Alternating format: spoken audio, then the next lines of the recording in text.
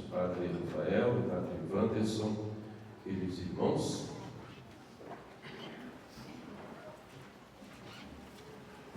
Nessa celebração do Ano Santo, estamos aqui na igreja do Santuário Basílica de Nossa Senhora da Penha de França para comemorar a festa de São José Operário. A festa de São José Operário foi instituída pelo Papa Pio XII em 1º de maio de 1955 como uma indicação clara e definitiva da Igreja do valor do trabalho humano.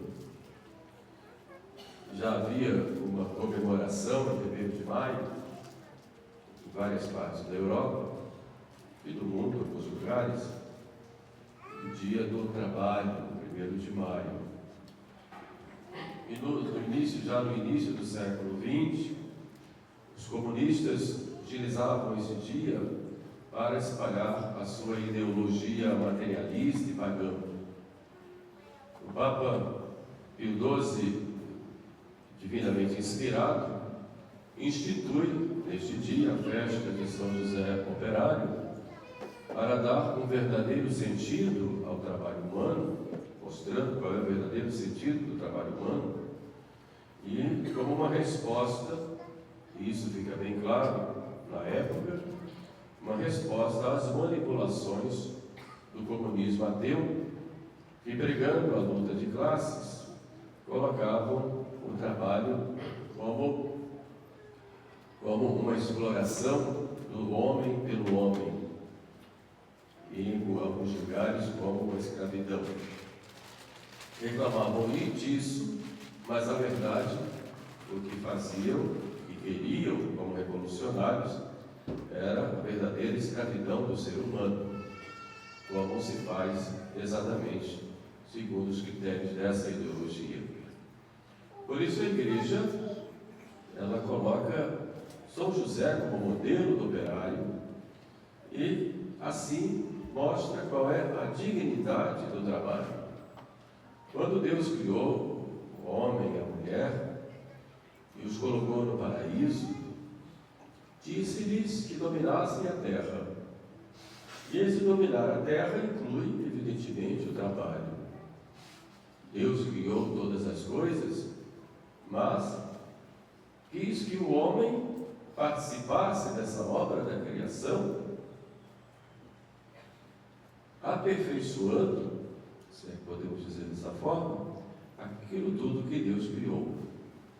Que o homem pegasse a obra da criação, a natureza, e de modo responsável utilizasse para o seu bem e para o bem comum.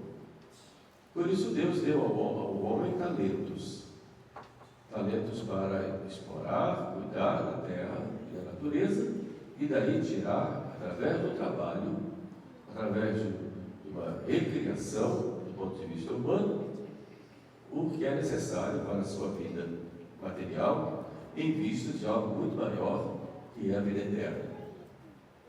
Com o pecado de Adão, o trabalho já é tido mais como algo penoso, algo que era prazeroso e em vista do seu fim, que é a vida eterna, agora se torna algo penoso. Por isso Deus coloca como as penas próprias desse trabalho, ou do trabalho, como um castigo pelo pecado. Comerás o pão com o suor do teu rosto, a terra só te produzirá espinhos e abrolhos. E lembra-te, homem, de que tu és pó, quem pode te de tornar. Com a vinda de nosso Senhor, na plenitude dos tempos, nosso Senhor quis restaurar todas as coisas à sua dignidade primitiva. E começa aí na família, e dentro da família necessariamente tem um trabalho. E Jesus, participando da família, participa também do trabalho do seu pai, legal e adotivo, e de seu cuidador, São José, que tinha uma profissão que era operário. A tradição e, evidentemente, a Sagrada Escritura nos colocam São José como o carpinteiro, aquele que trabalhava com a madeira. Algumas traduções o colocariam como ferreiro, mas a tradição muito secular, e traduzindo dessa forma, coloca o São José como carpinteiro. Trabalhava na sua humilde oficina de Nazaré para sustentar a sua família e para santificar o trabalho. E aí Jesus, ele trabalhando com São José, ele santifica também o trabalho humano. Coloca isso como uma norma e condena aqueles que não o fazem. A parábola dos talentos nos mostra claramente aquele homem preguiçoso que, ao receber o talento, não fez nada, apenas enterrou. Jesus conta que o Senhor lhe chama atenção como um servo mau e servo preguiçoso. Ao contrário, os outros que fizeram render os talentos, Cristo os chama de bem-aventurados. Muito bem, servo bom e fiel, foste fiel nestas pequenas coisas, sobre muito te porei. E como prêmio desse servo fiel, que coloca em prática os talentos que Deus deu através do seu trabalho, Deus dá a graça da vida eterna. Entra na alegria do teu Senhor. Por isso o trabalho tem uma dimensão divina. O próprio Deus é apresentado no livro do Gênesis como aquele que trabalha 6 dias e no último descansa. É claro que nós sabemos que Deus não se cansa, mas foi uma maneira que o Espírito Santo usou para nos mostrar a importância de como Deus participarmos dessa obra da criação. Por isso é chamado no nosso tempo de 8º dia da nova criação, agora com Cristo, em que o trabalho não é castigo, mas é para nós um meio de santificação. E é nesse sentido que São José é colocado como modelo do trabalhador e do trabalhador mestre. José, que ensina a Jesus o seu ofício de carpinteiro, o próprio Jesus também é chamado de carpinteiro. José se torna também, pela sua vida e pelo seu exemplo, um mestre para nós do próprio trabalho. O trabalho é necessário para que o homem cresça e participe da própria ação divina no mundo. Mas o trabalho não é o fim, o trabalho é o meio para que nós participemos dessa ação divina e, como consequência, o meio para nós nos mantermos e mantermos as nossas famílias. O trabalho é necessário, mas não é a razão de viver. É um meio, não é um fim. Juntamente com o trabalho, há outras coisas também importantes na vida humana. Sua família, seu descanso, seu lazer sadio. E tudo isto deve ser sobrenaturalizado, porque tudo isto deve ser feito para a glória de Deus e para a santificação do homem. O homem precisa de Deus, precisa, como eu disse, do descanso, precisa ter uma vida social, precisa ter a sua família. Então não se pode, de maneira nenhuma, utilizar o trabalho como fim, mas é preciso utilizar o trabalho como meio de santificação. Os documentos da Igreja nos colocam também o trabalho como uma participação na cruz de Cristo. Como Cristo disse: vinde a mim todos os que estáis cansados e fatigados, que eu vos aliviarei, também diz respeito ao trabalho. Mas, além disso, Cristo diz: quem quiser ser meu discípulo, negue-se a si mesmo, tome a sua cruz e siga-me. Também o trabalho é considerado uma cruz. E podemos abraçar a cruz com raiva, com ódio, com ira, com rejeição, ou podemos abraçar a cruz com amor. Por isso, o trabalho deve ser feito sempre com amor. Não vamos maldizer o trabalho de maneira alguma. Muito pelo contrário, o trabalho é meio de santificação. É cruz, mas é uma cruz como a de Cristo que salva.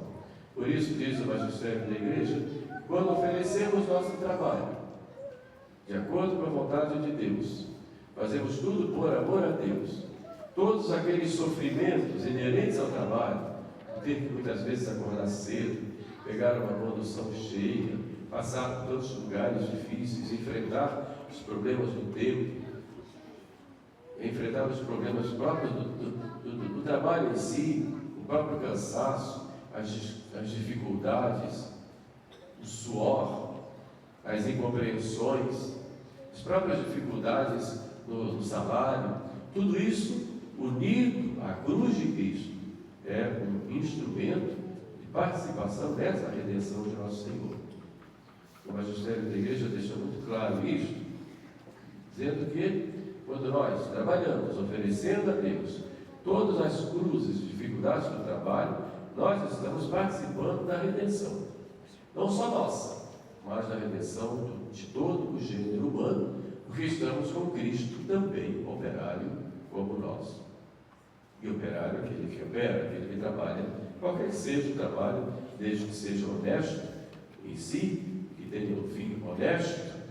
Então, mesmo que seja um trabalho físico ou intelectual, não importa, mas que seja feito por amor.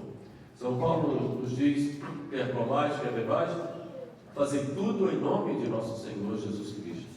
Se ele coloca comais e bebais como as coisas mais simples do ser humano, de todo o ser vivo, assim, mais ainda, quando nós trabalhamos e trabalhamos em nosso Senhor.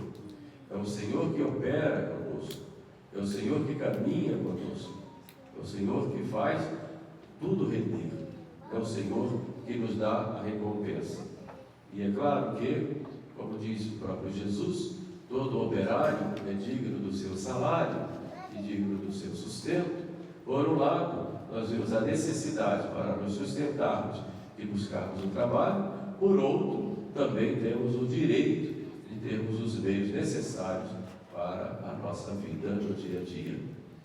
O magistério da igreja, em Bento XVI, nos diz lá na encíclica Deus Caritas Est, que é indigno um ser humano, filho de Deus, não ter o necessário para viver. Então o trabalho deve ser esse meio através do qual nós temos o necessário para viver. Por outro lado, aqueles que dão o trabalho, que estão à frente dos trabalhos como superiores, ou aqueles que são os patrões, e patrões aqui tem o sentido também de paterno, devem olhar para os seus colaboradores e seus empregados ou funcionários, o que se queira chamar, e devem ser justos, dando-lhes os justos salários para que possam viver de acordo com a sua dignidade de seres humanos. Nós vemos, por exemplo, na parábola dos operadores da vinha, dos convidados, dos operários da vinha, nós vemos que todos receberam um denário por dia, mesmo aqueles que trabalharam apenas 1 hora, mas o patrão quis lhe dar um denário por dia, pelo dia de trabalho, porque um denário era o necessário naquele tempo para que ele pudesse manter a sua família durante um dia. E esse um denário aí diz respeito à chamada caridade social. E por justiça, aquele patrão deu para quem começou a trabalhar de manhã um denário, mas por amor à pessoa, por caridade, deu um denário a quem trabalhou depois, porque ele tinha necessidade para manter sua família. Então, por um lado, o trabalhador deve ter o cuidado de se dedicar e assumir as suas funções para que com dignidade cresça a si e aqueles que estão à sua frente. Por outro lado, também aqueles que estão à frente têm a obrigação de cuidar, seja por justiça ou por caridade, daqueles que lhes estão sujeitos no campo do trabalho. É essa a doutrina social da igreja. Mas existe um perigo muito grande, que é o perigo de, pelo trabalho, nós cairmos no materialismo. Trabalhar por trabalhar, para se ter muitos bens materiais. Os bens materiais não são finalidades, mas são meios para algo muito maior, que é o homem alcançar o seu fim último, que é o céu. Então tenhamos o cuidado, porque vivemos numa sociedade materialista, consumista, em todos os campos sociais. Então, dá-se mais valor a quem tem do que a quem é. Por isso temos que ter muito cuidado para não cairmos no materialismo e não fazermos da nossa vida apenas um possuir, comprar e depois morrer. Então temos o cuidado de não cairmos nesse consumismo materialista.